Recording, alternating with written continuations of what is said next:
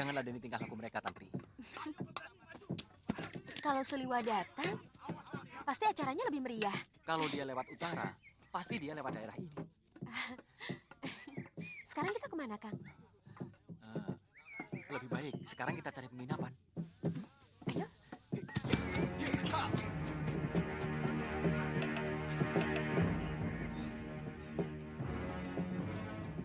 Mudah-mudahan semua padepokan yang saya hubungi akan mengirimkan murid-murid utamanya.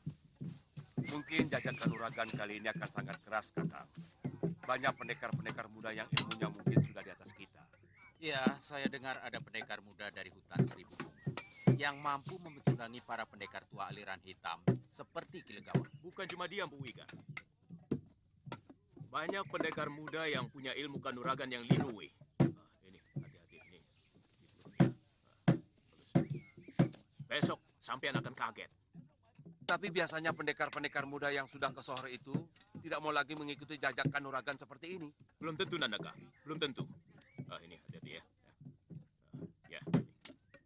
Mereka juga ingin menjajaki Senja para mulai pendekar merunduk muda. di balik punggung bukit. Angin sore meniup dedaunan dengan lembut, membawa ketenangan bagi siapapun yang berada di lereng hutan itu. Di bawah pohon tua yang rindang, Suliwa terlelap bersama Bongoh, pembantunya yang selalu setia. Suasana saat itu begitu damai. Tak ada tanda bahaya. Tak ada suara selain desir dedaunan dan gemercik air sungai kecil yang mengalir tak jauh dari mereka. Namun, ketenangan itu rupanya hanyalah permukaan yang menutupi gelombang amarah. Dari balik semak yang rimbun, sepasang mata menatap dengan kebencian yang membakar. Pria Mitra, pendekar yang hatinya telah dikuasai dendam dan ambisi gelap, menatap sosok Suliwa seolah melihat musuh bebuyutannya. Ia kebetulan melintas di jalur itu dalam perjalanan menuju perhelatan akbar di desa Jagat Saksana, namun pertemuan tak terduga ini membangkitkan kembali bara di hatinya. Tanpa ragu, ia menghunus senjatanya, pedang pusaka yang telah banyak menelan nyawa. Dengan ayunan senyap dan langkah cepat, ia menyerang.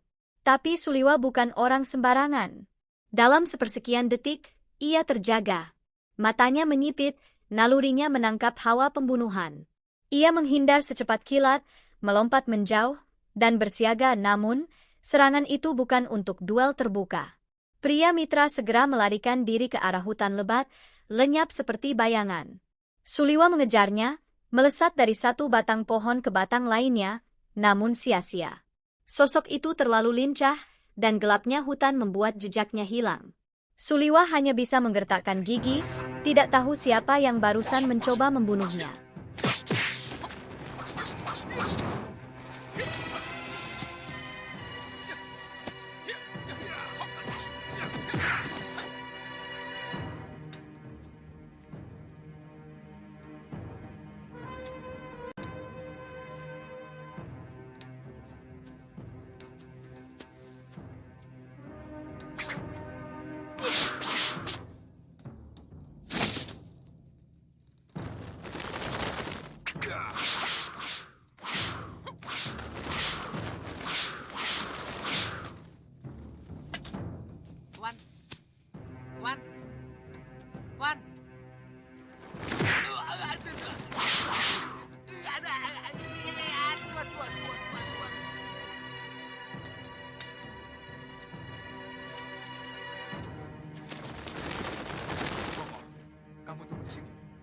Kita dibokong orang.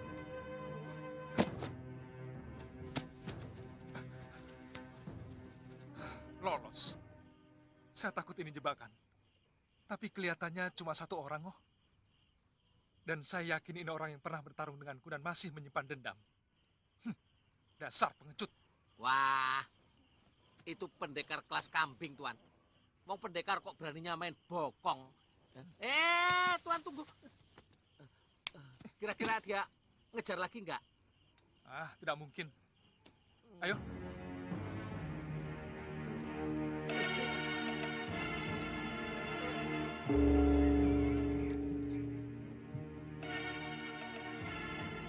Para pendekar dan seluruh peserta gladi kanuragan sudah menjadi kebiasaan dari perguruan Jaga Saksana. Setiap satu windu mengadakan tanding kadikdayaan. Keesokan harinya, desa Jagat Saksana dipenuhi oleh para pendekar dari berbagai penjuru tanah Jawa. Padepokan-padepokan ternama mengirimkan wakil terbaik mereka.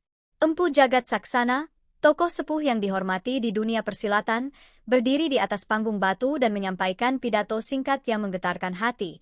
Pertandingan ini bukan sekadar ajang pamer kekuatan. Ini adalah tempat menguji batin, keteguhan, dan kehormatan. Tanpa senjata, tanpa dendam. Hanya kanuragan murni. Teriakan semangat membahana. Para pendekar memasuki arena satu persatu, mempertunjukkan jurus-jurus hebat yang disambut tepuk tangan gemuruh. Namun, di tengah kemeriahan itu, datanglah kekacauan. Derap langkah kuda memecah konsentrasi. Debu berhamburan saat pria mitra menerobos kerumunan. Ia tak datang untuk bertanding secara sah, melainkan untuk mengacau. Di tangannya tergenggam senjata andalan yang seharusnya tidak boleh dibawa ke dalam arena. Pertarungan tanpa senjata hanyalah permainan anak-anak, teriaknya dengan lantang, menantang semua yang hadir. Sorak cemooh dan amarah pun membanjiri arena. Aditya, pendekar muda dari Padepokan Malwapati, maju ke depan. Kalau kau menganggap dirimu pendekar sejati, hadapilah tanpa senjata, ucap Aditya tegas. Pria mitra mencibir. Pendekar sejati? Dunia persilatan sudah membusuk dengan ajaran munafik. Pertengkaran pun pecah. Pria mitra dihajar oleh Aditya, dibantu pendekar lain yang tak terima dengan pengerusakan kehormatan arena. Namun kehadiran seseorang mengubah segalanya.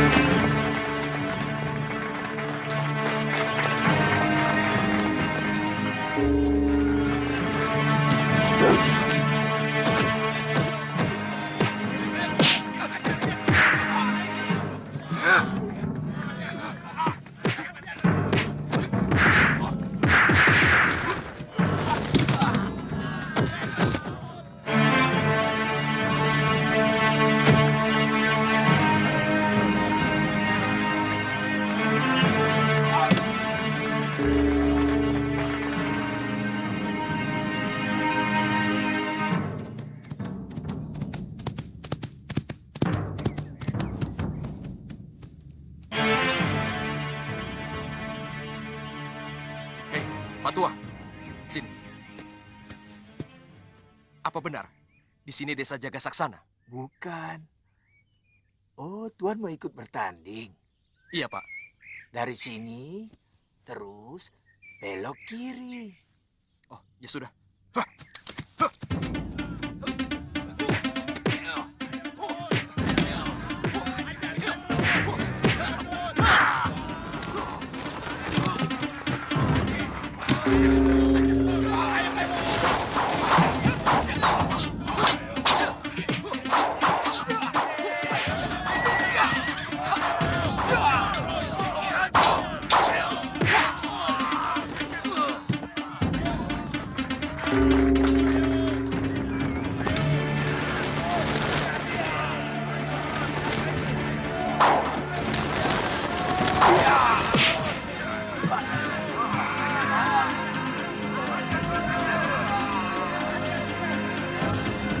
Pria mitra.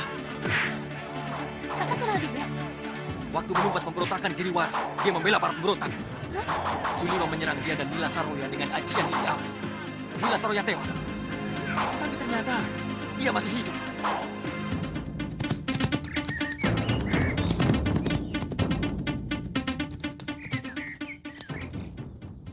Tuan, dari tadi banyak sekali pendekar melewati jalanan ini, Tuan. Iya.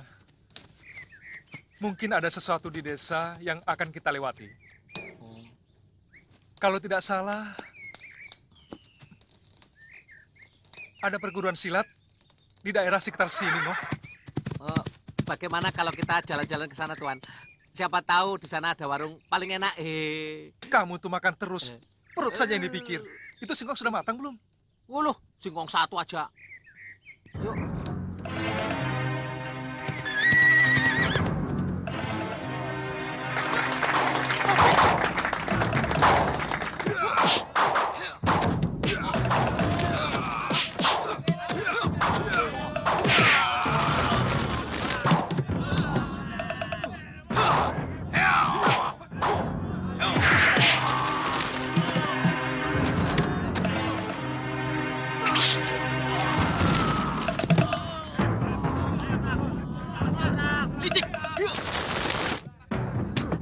pendekar ini menggunakan senjata beracun. Tangkap pengacau itu.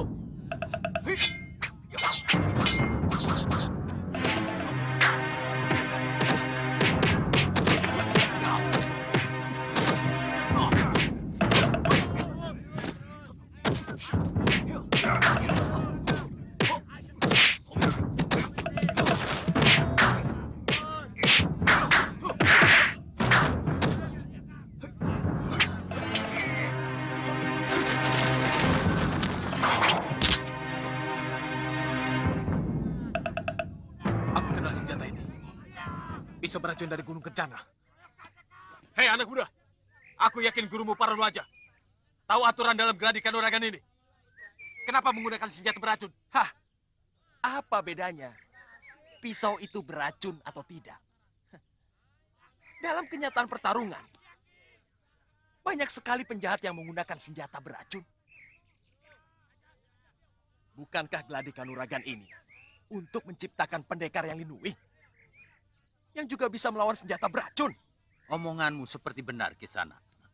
Kami memang mempersiapkan para pendekar tangguh untuk melanglang jagat, termasuk menghadapi para pendekar dengan senjata beracun. Tapi dalam aturan tanding ini, melarang siapapun yang menggunakan senjata beracun, apalagi senjata rahasia. Apa alasannya, Tuan Guru? Kalau racun dan ajian sakti boleh digunakan, maka yang akan terjadi bukan semakin terkumpulnya pendekar-pendekar sakti untuk menumpas kejahatan di muka bumi, tapi malah menciptakan mayat-mayat calon pendekar. Itu urusan kalian. Urusanku adalah bagaimana memenangkan pertarungan ini.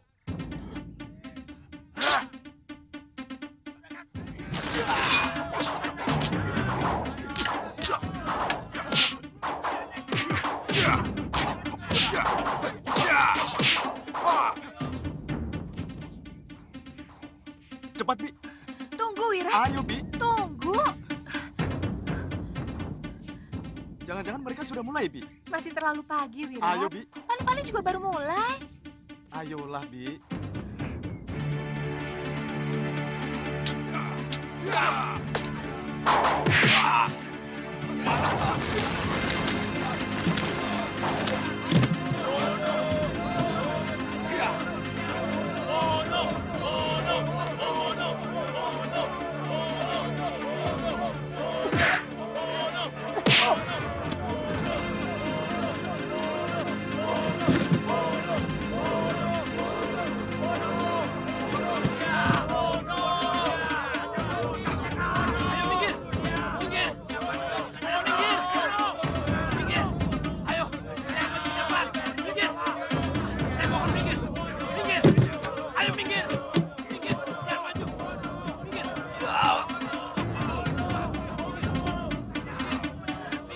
Kakak Pria Mitra, Wira, bebaskan dia.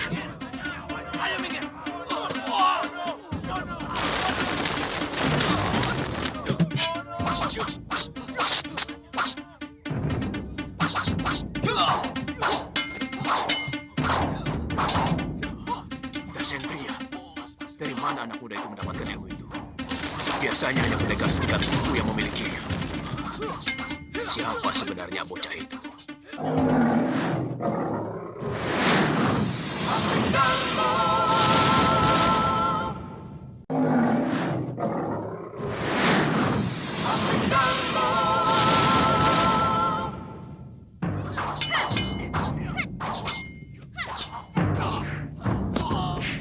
Dari tengah kerumunan muncul sosok muda dengan sorot mata tajam dan rambut terikat ke belakang. Sudawirat, adik kandung Lokahita. Tubuhnya tegap, aura membara mengelilingi dirinya. Ia menyaksikan kakaknya dikeroyok oleh para pendekar dari golongan putih. Amarah pun memuncak. Sudah cukup, teriaknya sambil melompat ke tengah arena dengan jurus cepat dan tenaga dalam luar biasa. Ia menghajar satu persatu pendekar yang mengepung Pria Mitra. Beberapa terlempar hingga tulangnya patah, yang lain bahkan tak sempat bergerak sebelum tubuhnya ambruk tak bernyawa. Sudawirat benar-benar kehilangan kendali. Aditya mencoba menghadangnya, namun terlambat. Dengan mengerahkan ajian rengkah gunung, tanah tempat Aditya berpijak retak. Getaran dahsyat menghantam betisnya dan menghancurkan tulangnya. Ia roboh, kesakitan luar biasa. Di tengah kekacauan itu, Suliwa muncul. Ia melihat Aditya sekarat, dan tanpa ragu, mengaktifkan ajian Chandritya-dika, ilmu meringankan tubuh dan penyamaran tingkat tinggi. Dalam sekejap, ia membawa Aditya pergi dari arena menuju tempat persembunyian yang telah mereka siapkan jauh di dalam hutan. Namun sebelum ia pergi, ia melihat hal yang menggetarkan jiwanya. Empu Jagat Saksana mencoba menenangkan Sudawirat, namun serangan balasan sang pendekar muda terlalu kuat. Satu pukulan telak menghantam dada sang empu. Tubuh tua itu terpental dan jatuh tak bergerak.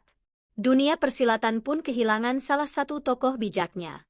Empu Jagat Saksana, sang penjaga kehormatan arena, tewas dalam amukan murka Sudawirat.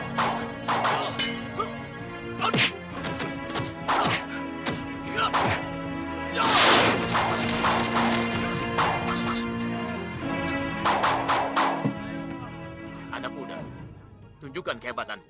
Ayo.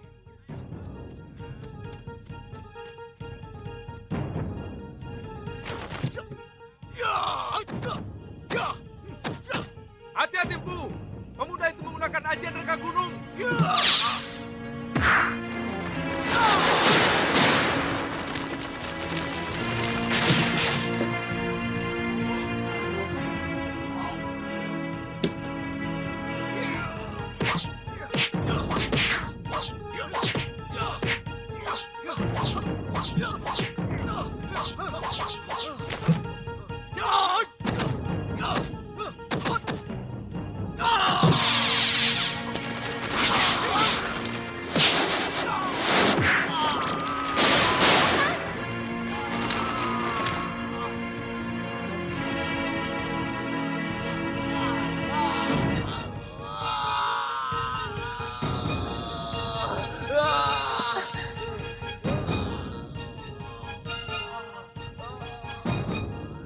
Om, ku baca mantra Chandra Widya kembar, membuat semua mata terbalik.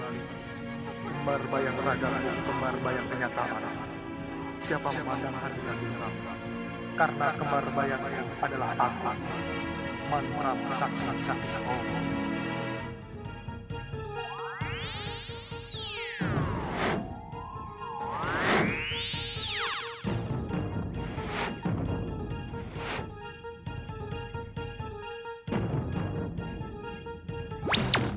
Cepat bawa dia. Ajian Chandra Widya kembar tidak bisa terlalu lama. Cepat. Kurang ajar. Dia menggunakan sihir.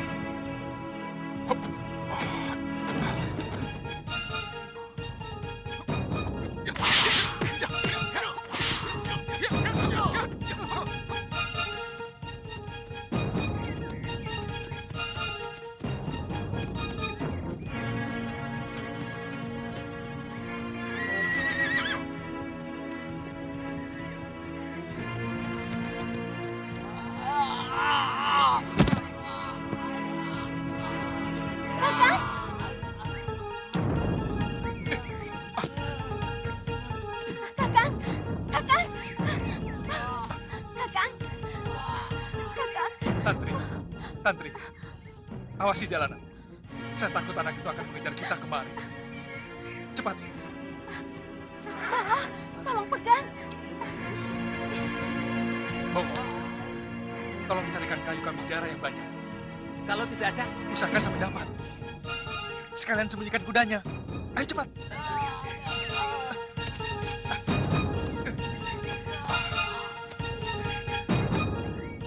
Ayo, lawan aku. Sudah. Semua pendekar di sini sudah takluk padamu. Aku masih menyesal. Sudah. Belum bisa meringkus Suliwa.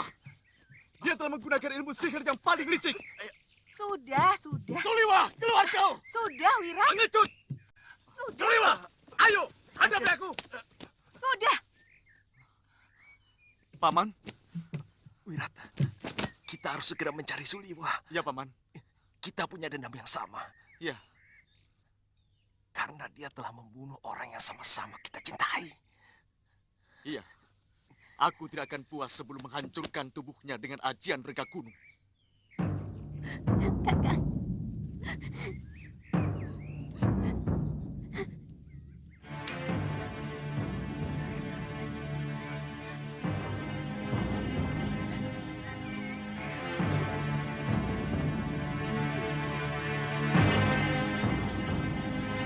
Bongo, Sudah, Tuan. bawa kemari. Iya.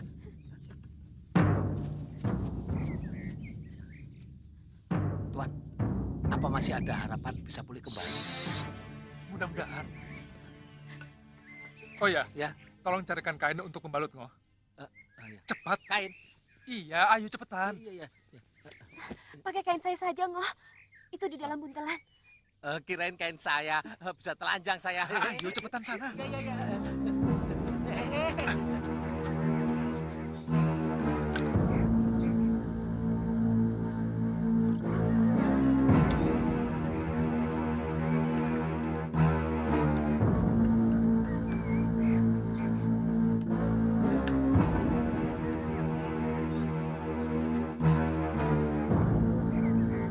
Kalau ramuan yang tadi itu untuk merangsang pembentukan tulang.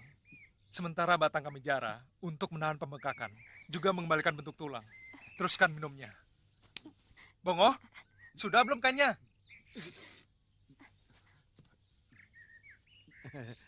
Ini, Tuan. Kita menginap di gua saja, Tuan. Waktu saya mencari kamijara tadi, ada sebuah gua kecil di sana. Iya. Tapi Aditya harus ditandu. Dalam 1-2 hari ini, Iya. kakinya tidak boleh bergerak sama sekali.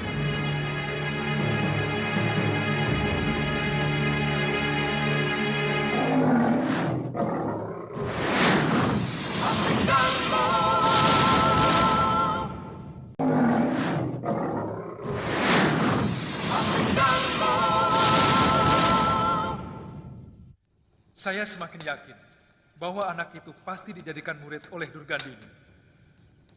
Karena yang memiliki Dasendria dan Aji Renggang Gunung adalah wanita jahat itu. Tapi jurus tongkat yang digunakan sangat saya kenal. Itu milik Kang Sadewa. Dalam pertarungan siang tadi, sesekali dia menggunakan jurus pamonyet yang dimiliki Gilgawa.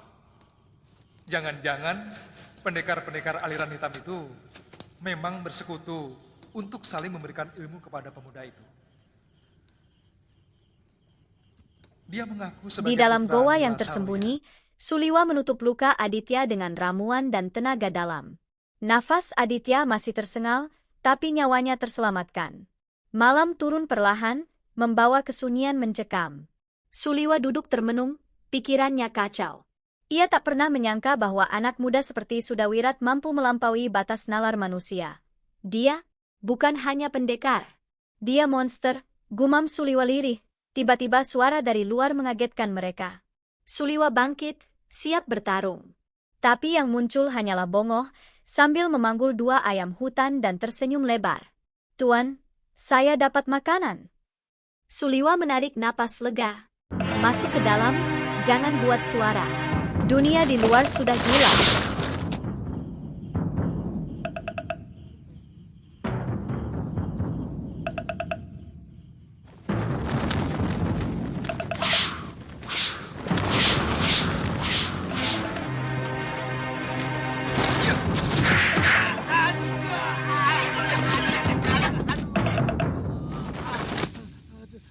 Sakit cuma Tunggu.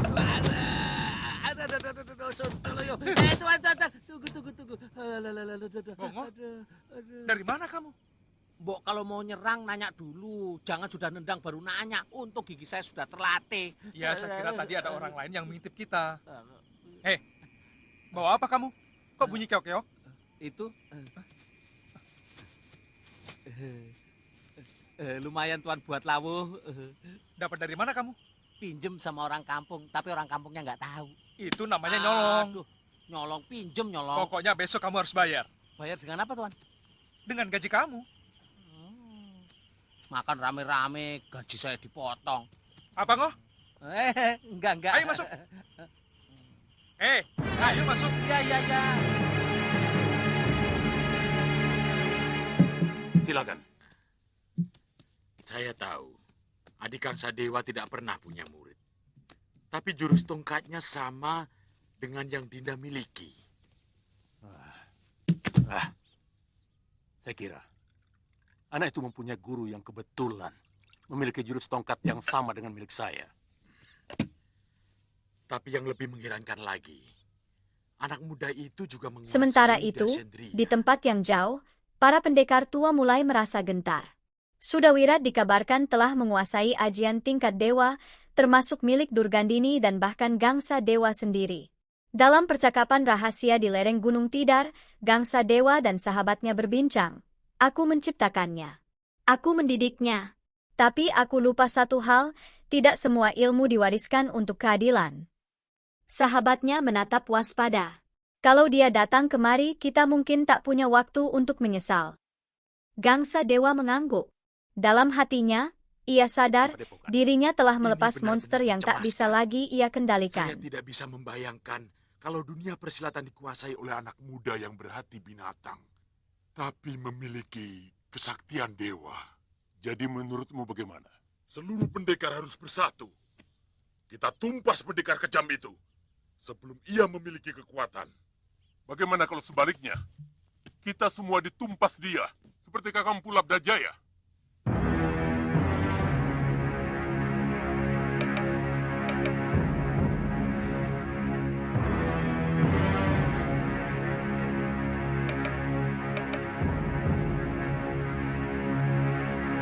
Saya kira Wira tidak perlu menghancurkan padepokan Jaga Saksana. Tahan sedikit ya.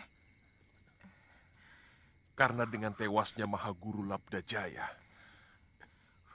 itu artinya mereka sudah takluk. Dan itu juga cukup melambungkan namamu sebagai pendekar Linui. Tahan ya, Kang. Tapi jangan salah, Paman. Jurus sihir ilmu bayangan Suliwa cukup mempermalukan aku. Artinya, kehebatanku masih ada yang menyaingi. Itu kan cuma perasaanmu saja, Wirat. Buktinya, Bibi sendiri sangat kagum pada kehebatanmu yang hampir menyerap semua ilmu dari guru-guru kita. Ah, tidak Bibi, tidak. Aku belum puas kalau belum meremukkan Suliwa. Saya baru ingat, Wirat. Daerah Jaga Saksana ini tidak terlalu jauh dari Malawapati. Sementara Suliwa adalah saudara seperguruan mereka. Sangat kebetulan mereka bergabung di Malwapati. Karena Angling Dharma dan patihnya Batik Madrim akan kubinasakan. Wirat, tapi kamu harus hati-hati. Prabu Angling Dharma sangat sakti. Kamu ingat biungmu? Betul, Wirat. Hei, biung tidak menguasai aci rega gunung. Tapi aku punya. Iya. Tapi kita tidak perlu terburu-buru ke Malwapati, Wirat. Iya, Wirat. Kita nikmati dulu kemenanganmu hari ini ya.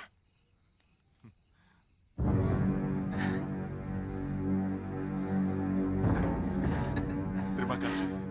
Terima kasih, Bi.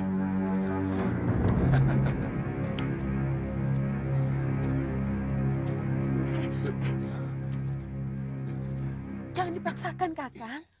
Suliwa kan bilang, kalau bisa, 2-3 hari ini jangan digerakkan dulu. Sungguh, saya sudah tidak merasakan sakit, Tantri. Obat ramuan Suliwa benar-benar hebat. Siang itu memang saya merasakan seluruh kaki saya seperti terbakar. Tapi tadi malam, semua rasa sakit itu hilang.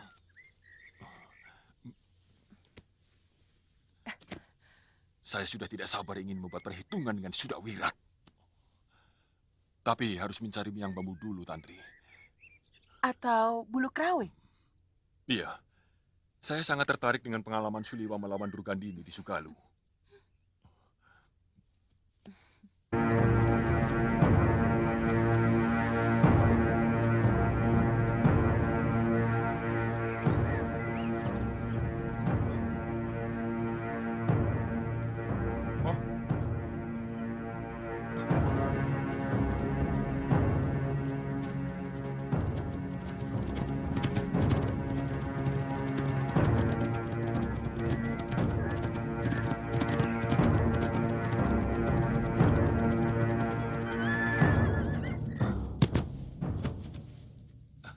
Sudawirat.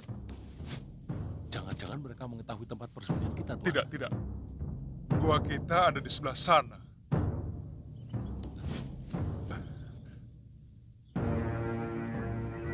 Tapi Kenapa, Tuan? saya khawatir. Jangan-jangan mereka ke Malapati. Oh ya, Ngo. Kamu tahu tidak, kalau ke arah sana kemana? Memang bisa menuju Malawapati, Tuan. Tapi agak melingkar. Ya sudah, ayo. Kita kembali ke goa. Yuk. Kijangnya ditinggal. Iya. Ayo.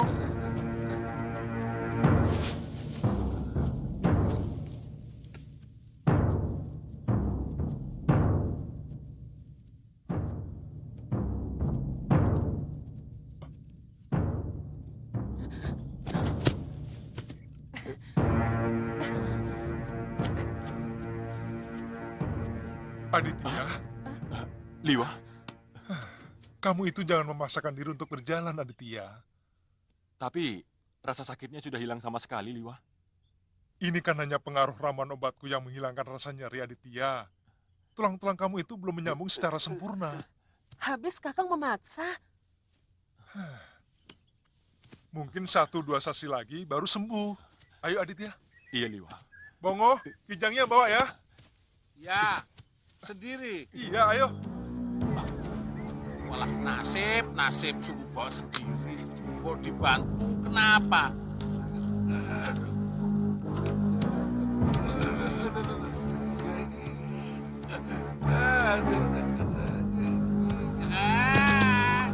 Aditya, minum obat ini secara teratur, pagi dan malam.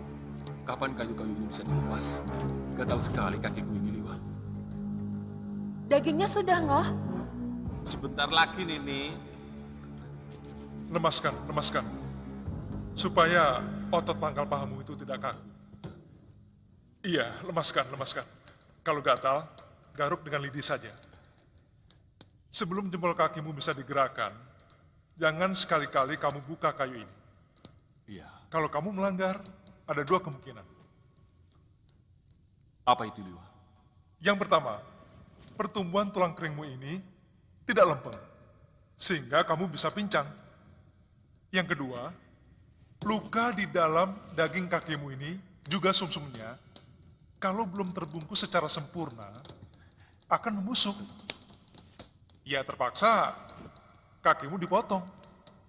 Hah?